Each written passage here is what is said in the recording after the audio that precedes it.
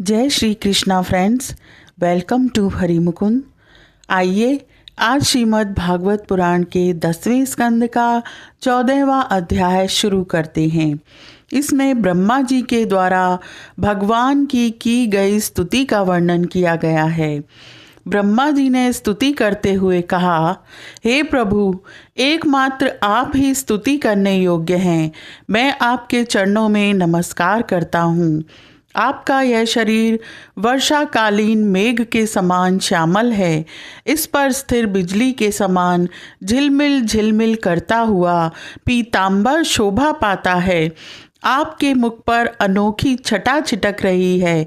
वक्ष स्थल पर लटकती हुई वनमाला और नन्ही सी हथेली पर दही भात का कौर, बगल में बेंत और सिंगी तथा कमर की फेंट में आपकी पहचान बताने वाली बांसुरी शोभा पा रही है। आपके कमल से सुकोमल परम सुकुमार चरण और यह गोपाल बालक का सुमधुर वेश, मैं और कुछ नहीं जानता। बस मैं तो इन्हीं चरणों पर निछावर हूँ।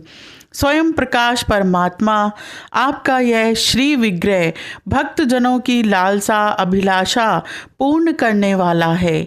यह आपकी चिन्मयी इच्छा का मूर्तिमान स्वरूप मुझ पर आपका साक्षात कृपा प्रसाद है। मुझे अनुग्रहित करने के लिए ही आपने इसे प्रकट किया है। कौन कहता है कि यह पंचभूतों की रचना है? हे प्रभु, यह तो अप्राकृत शुद्ध सत्व में है। मैं या और कोई समाधि लगाकर भी आपके इस सच्चिदानंद विग्रह की महिमा नहीं जान सकता। प्रभु, जो लोग ज्ञान के लिए प्रयत्न न करके अपने स्थान में ही स्थित रहकर केवल सत्संग करते हैं और आपके प्रेमी संत पुरुषों के द्वारा गाई हुई आपकी लीला कथा का जो उन लोगों के पास रहने से अपने आप सुनने को मिलती है, शरीर वाणी और मन से विनयावनत होकर सेवन करते हैं, यहाँ तक कि उसे ही अपना जीवन बना लेते हैं, उसके बिना जी ही नहीं सकते।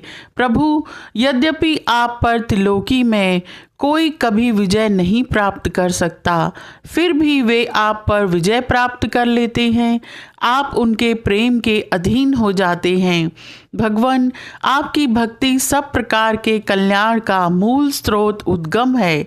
जो लोग उसे छोड़कर केवल ज्ञान की प्राप्ति के लिए श्रम उठाते और दुख भोगते हैं, उनको बस क्लेश ही क्लेश हाथ लगता है और कुछ नहीं। इस लोक में पहले भी बहुत से योगी हो गए हैं। जब उन्हें योग आदि के द्वारा आपकी प्राप्ति न हुई, तब उन्होंने अपने लौकिक और वैदिक समस्त कर्म आपके चरणों में समर्पित कर दिए। उन समर्पित कर्मों से तथा आपकी लीला कथा से उन्हें आपकी भक्ति प्राप्त हुई। उस भक्ति से ही आपके स्वरूप का ज्ञान प्राप्त करके उन्होंने बड़ी सुगमता से आपके परम पद की प्राप्ति कर ली। जिन समर्थ मनुष्यों ने अनेक जन्मों तक परिश्रम करके पृथ्वी का एक एक परमाणु, आकाश के हिमकण तथा उसमें चमकने वाले नक्षत्र एवं तारों तक को गिन डाला है, उनमें भी भला ऐसा कौन हो सकता है जो आपके सगुण स्वरूप के अनंत गुणों को गिन सके? आप केवल संसार के कल्याण के लिए ही अवतीर्ण हुए हैं। सो भगवान, आपकी महिमा का ज्ञान तो बड़ा ही कठिन है। इसलिए जो मनुष्य क्षण क्षण पर बड़ी उत्सुकता से आपकी कृपा का ही भली भांति अनुभव करता रहता है और प्रारब्ध के अनुसार जो कुछ सुख या दुख प्राप्त होता है उसे निर्विकार मन से भोग लेता है, एवं जो प्रेम पूर्ण हृदय, गदगद वाणी और पुलकित शरीर से अपने को आपके चरणों में समर्पित करता रहता है, इस प्रकार जीवन व्यतीत करने वाला मनुष्य ठीक वैसे ही आपके परम पद का अधिकारी हो जाता है जैसे अपने पिता की संपत्ति का पुत्र। हे प्रभु, मेरी कुटिलता तो देखिए। आप अनंत आदि पुरुष परमात्मा हैं और मेरे जैसे बड़े बड़े मायावी भी आपकी माया के चक्र में हैं। फिर भी मैंने आप पर अपनी माया फैलाकर अपना ऐश्वर्य देखना चाहा। मैं आपके सामने हूँ ही क्या? क्या आग के सामने चिंगारी की भी कुछ गिनती है? मैं रजोगुण से उत्पन्न हुआ हूँ। आपके स्वरूप को मैं ठीक ठीक नहीं जानता। इसी से अपने को आपसे अलग संसार का स्वामी माने बैठा था। मैं अजन्मा जगत करता हूँ। इस मायाकृत मोह के घने अंधकार से मैं अंधा हो रहा था। इसलिए आप यह समझकर कि यह मेरे ही अधीन है, मेरा भृत्य है, इस पर कृपा करनी चाहिए। मेरा अपराध क्षमा कीजिए।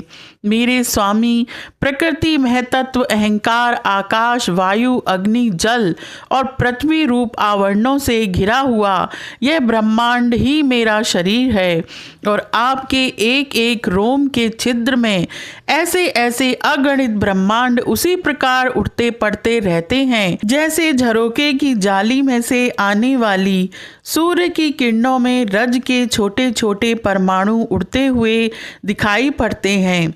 कहाँ अपने परिमाण से 3.5 हाथ के शरीर वाला अत्यंत शुद्र मैं और कहाँ आपकी अनंत महिमा। वृत्तियों की पकड़ में ना आने वाले परमात्मा जब बच्चा माता के पेट में रहता है तब अज्ञानवश अपने हाथ पैर पीटता है, परंतु क्या माता उसे अपराध समझती है या उसके लिए वह कोई अपराध होता है और नहीं है।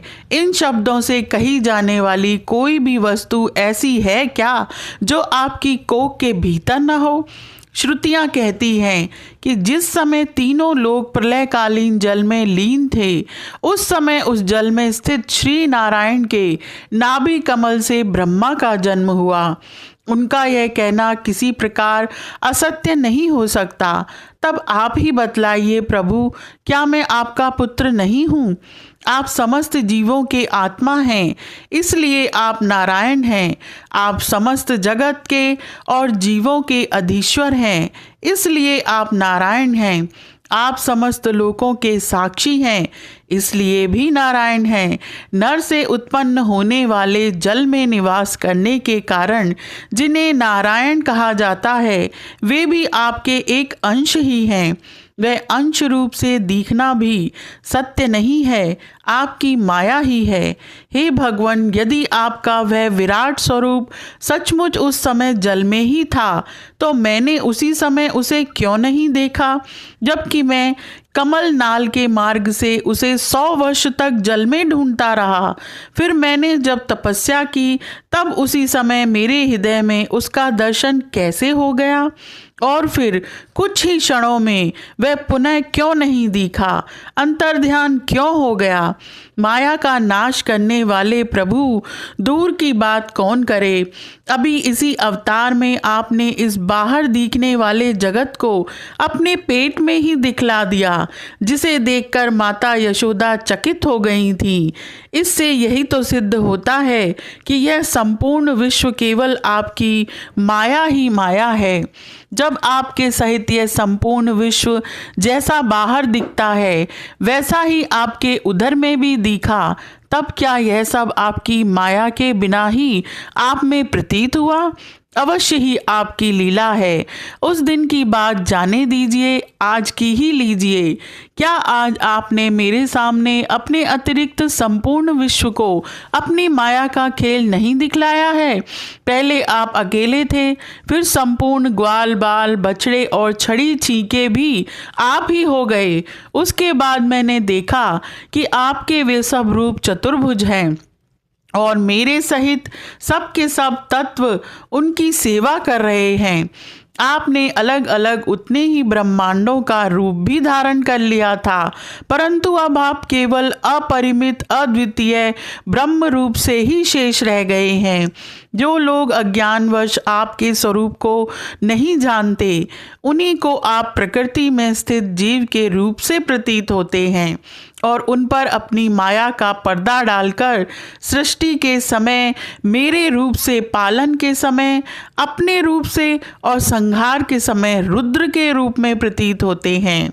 आप सारे जगत के स्वामी और विधाता हैं। अजन्मा होने पर भी आप देवता, ऋषि, मनुष्य, पशु, पक्षी और जलचर आदि योनियों में अवतार ग्रहण करते हैं, इसलिए कि इन रूपों के द्वारा दुष्ट मनुष्यों का घमंड तोड़ दें और सत मनुष्यों पर अनुग्रह करें।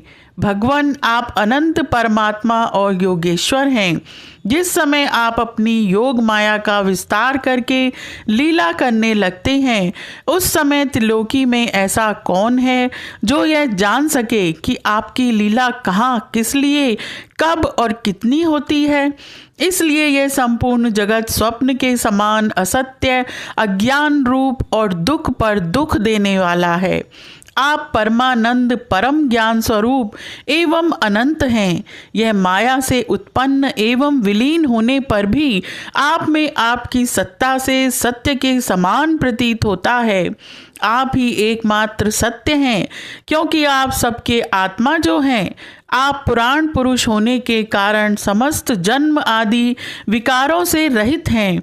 आप स्वयं प्रकाश हैं, इसलिए देश, काल और वस्तु जो पर प्रकाश हैं, किसी प्रकार आपको सीमित नहीं कर सकते। आप उनके भी आदि प्रकाशक हैं। आप अविनाशी होने के कारण नित्य हैं। आपका आनंद अखंडित है। आप में न तो किसी प्रकार का मल है और न अभाव। आप पूर्ण एक हैं।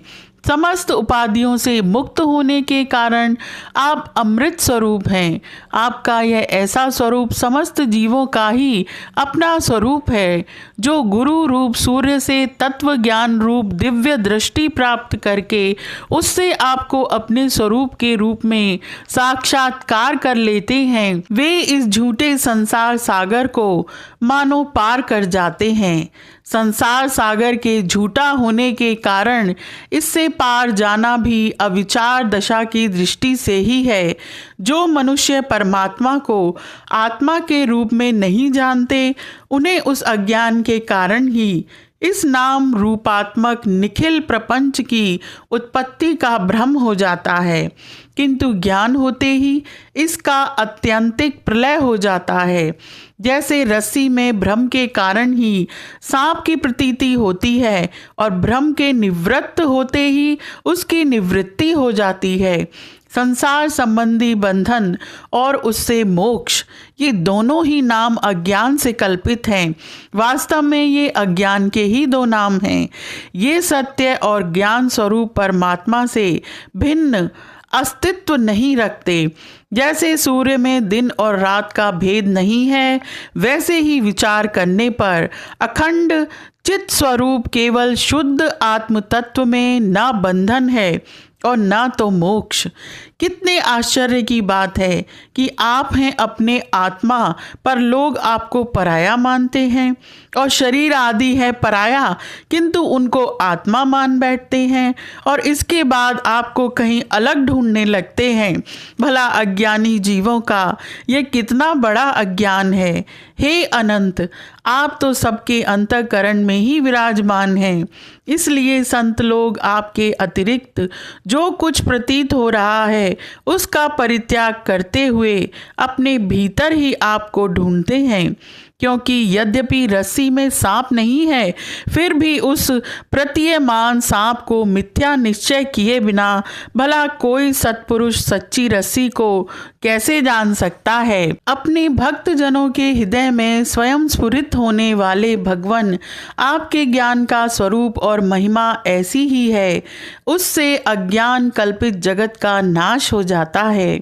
फिर भी जो पुरुष आपके युगल चरण कमलों का तनिक सा भी कृपा प्रसाद प्राप्त कर लेता है, उससे अनुग्रहित हो जाता है, वही आपकी सच्चिदानंदमयी महिमा का तत्व जान सकता है। दूसरा कोई भी ज्ञान, वैराग्य आदि साधन रूप अपने प्रयत्न से बहुत काल तक कितना भी अनुसंधान करता रहे, वह आपकी महिमा का यथार्थ ज्ञान नहीं प्राप्त कर सकता। इसलिए भगवान, मुझे इस जन्म में, दूसरे जन्म में अथवा किसी पशु पक्षी आदि के जन्म में भी ऐसा सौभाग्य प्राप्त हो कि मैं आपके दासों में से कोई एक दास हो जाऊं और फिर आपके चरण कमलों की सेवा करूं। मेरे स्वामी, जगत के बड़े बड़े यज्ञ सृष्टि के प्रारंभ से लेकर अब तक आपको पूर्णता तृप्त न कर सके। नंद आदि ब्रजवासी गोपों के धन्य भाग हैं। वास्तव में उनका अहोभाग्य है, क्योंकि परमानंद स्वरूप सनातन परिपूर्ण ब्रह्म आप उनके अपने सगे संबंधी और प्रिय हैं। इन ब्रजवासियों के सौभाग्य की महिमा तो अलग रही।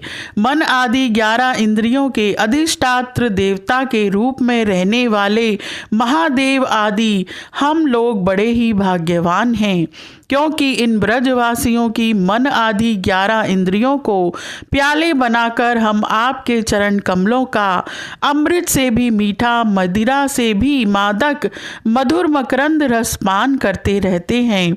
जब उसका एक एक इंद्रिय से पान करके हम धन्य धन्य हो रहे हैं, तब समस्त इंद्रियों से उसका सेवन करने वाले ब्रजवासियों की तो बात ही क्या है।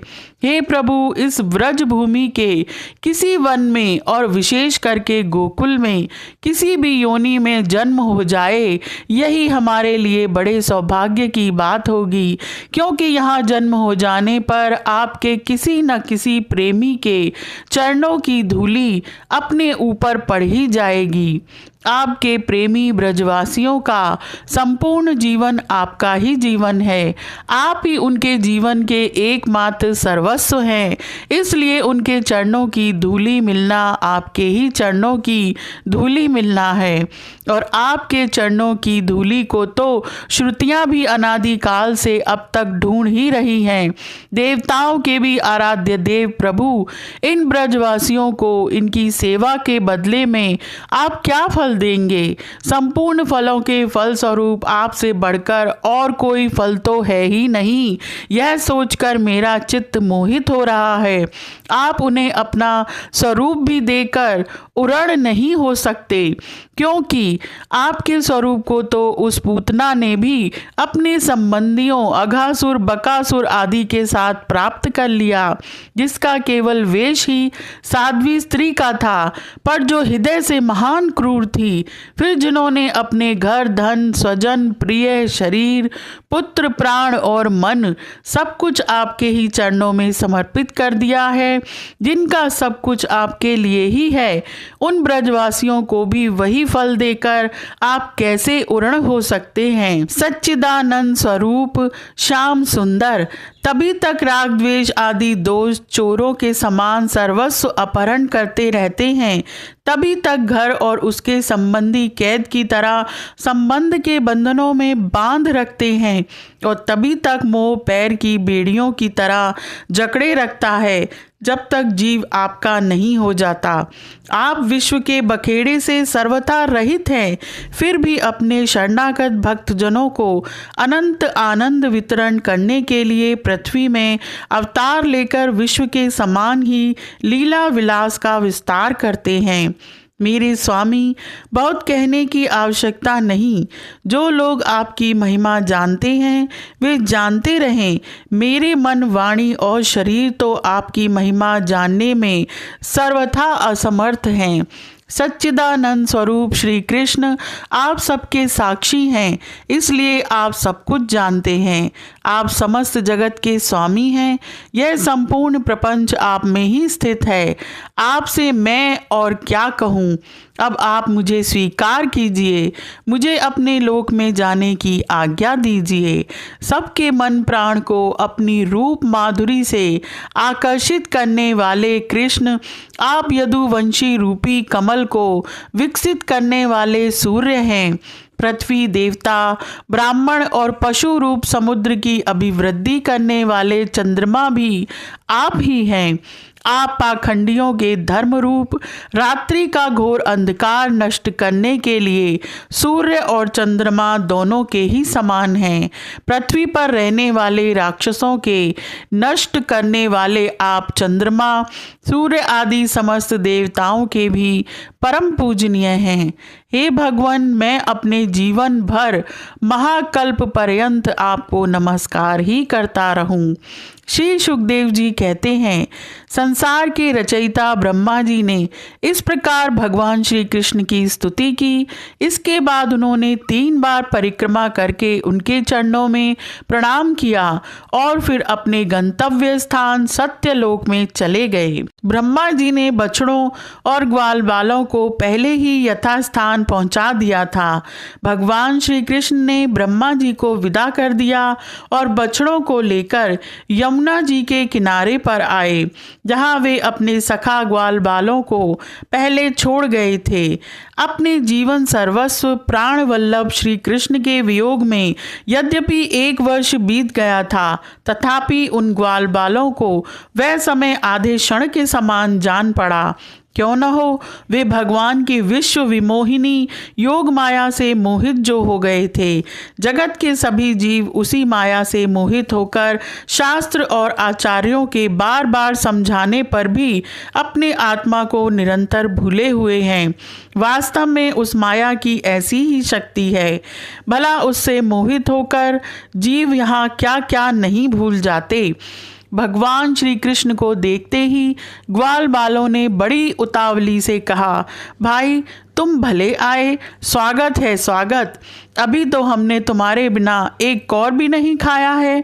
आओ इधर आओ, आनंद से भोजन करो। तब हंसते हुए भगवान ने ग्वाल बालों के साथ भोजन किया और उन्हें अघासुर के शरीर का ढांचा दिखाते हुए वन से व्रज में लौट आए। श्री कृष्ण के सिर पर मोर पंख का मनोहर मुकुट और घुंघराले बालों में सुंदर सुंदर महकते हुए पुष्प गुथ रहे थे। नई नई रंगीन धातुओं से श्याम शरीर पर चित्रकारी की हुई थी। वे चलते समय रास्ते में उच्च स्वर से कभी बांसुरी, कभी पत्ते और कभी सिंगी बजाकर वाद्योत्सव में मग्न हो रहे हैं। पीछे पीछे ग्वाल बाल उनकी लोक पावन कीर्ति का गान करते जा रहे हैं। कभी वे नाम ले लेकर अपने बछड़ों को पुकारते, तो कभी उनके साथ लाड़ लड़ाने लगते। मार्ग के दोनों ओर गोपियां खड़ी हैं। जब वे कभी तिरछे नेत्रों से उनकी नज़र में नज़र मिला देते हैं, तब गोपियां आनंद मुग्ध हो जाती हैं। इस प्रकार भगवान श्री कृष्ण ने गोष्ठ में प्रवेश किया। उसी दिन बालकों ने ब्रज में जाकर कहा कि आज यशोदा मैया के लाडले नंद नंदन ने वन में एक बड़ा भारी अजगर मार डाला है और उससे हम लोगों की रक्षा की है।